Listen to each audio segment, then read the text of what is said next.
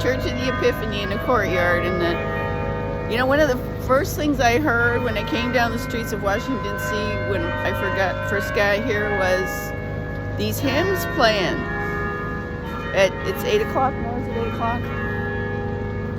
And I'm like, where's that coming from? Because I was headed to 1313, that awful place. It was this church.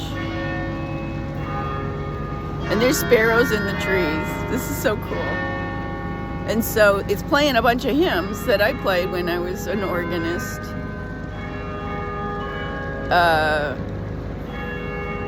And this is it. His eyes on the sparrow.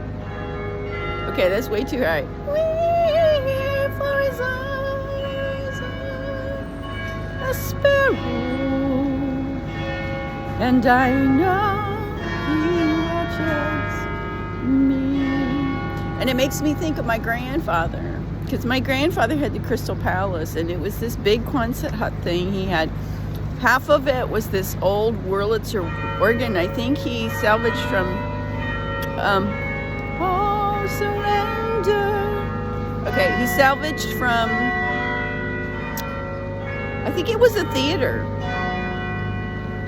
I think he may have salvaged it from a theater. And so he had the Crystal Palace, and he had a whole bunch of organs that he was selling. And so we had one, and I think my cousins had one too.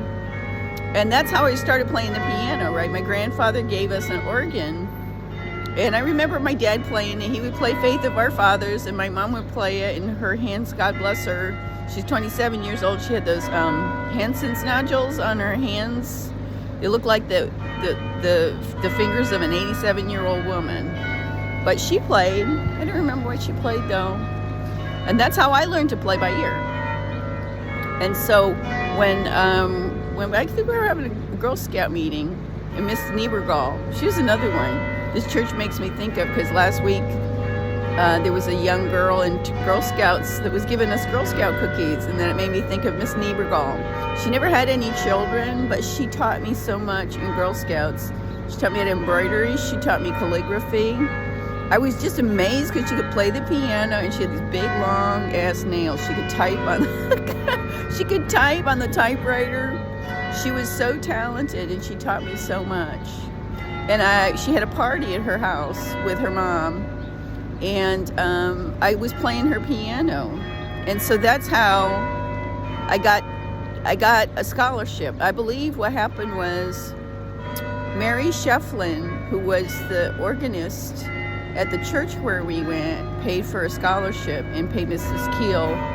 I think it was, my dad wouldn't pay the bill right, so Mary Shefflin took over the payments to pay Mrs. Keel to teach me classical music.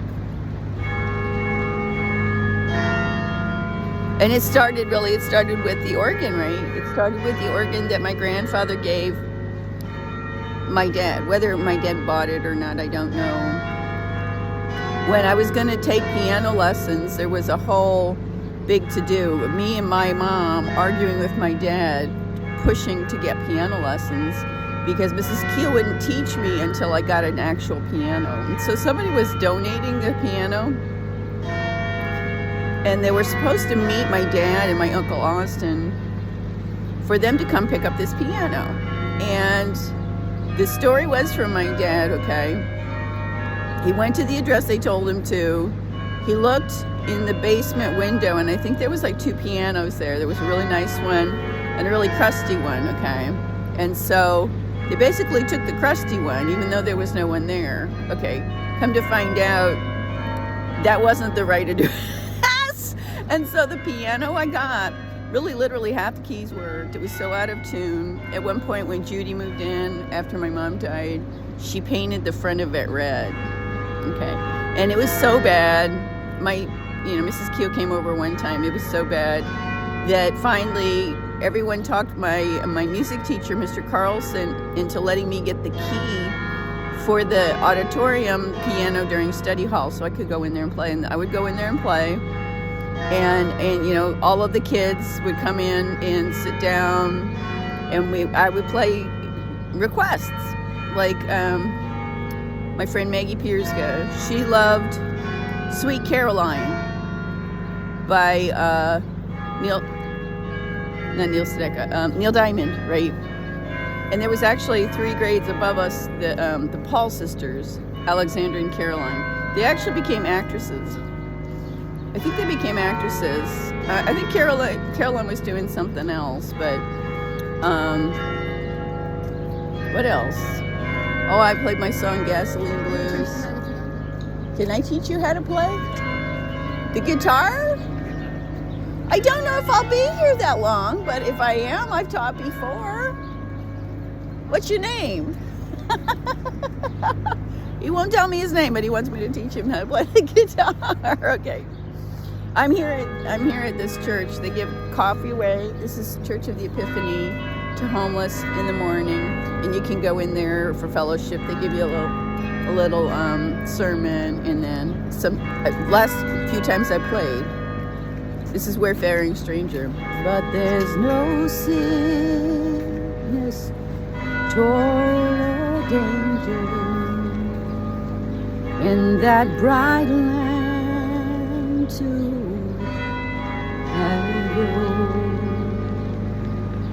I'm going there too. Oh, you know who did this too?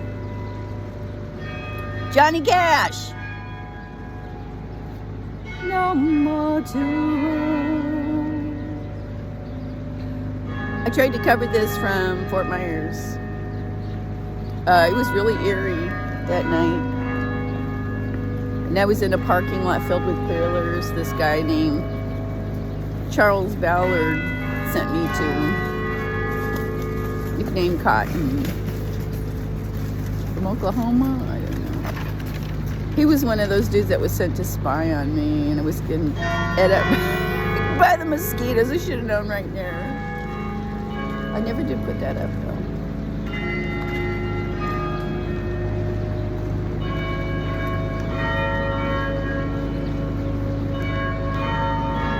I don't know what this one is. So going back to my grandfather, this is the thing. When I got married to my ex-husband, we would go to Bach Tower. And in Bach Tower, there's a huge tower that was erected by the guy, I don't remember his name, but it had a carillon in there. And so there's a guy in the very top of the tower that plays, and it's like an organ, but it cues these bells to play.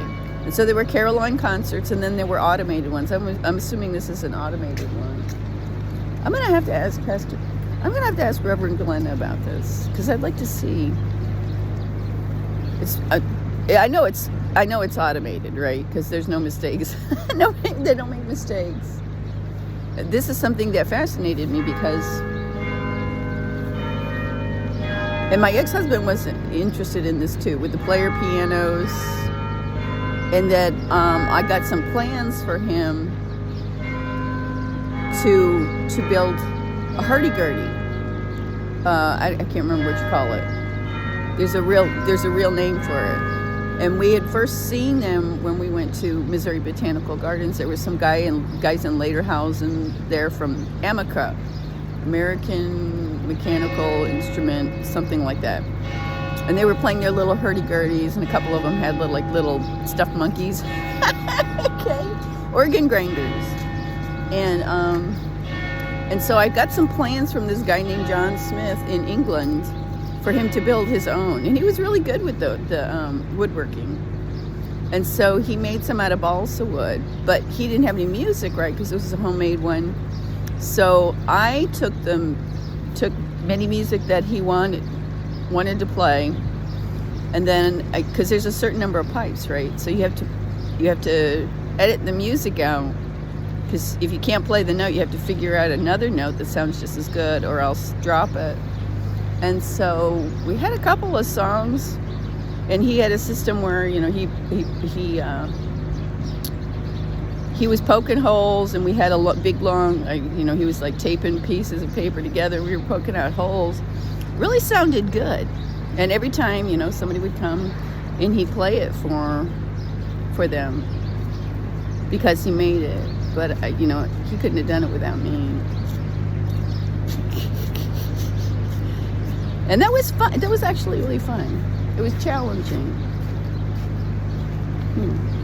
Reverse engineering. But I'd like to see, okay, I'd like to see what's up in that tower. Is it Quasimodo?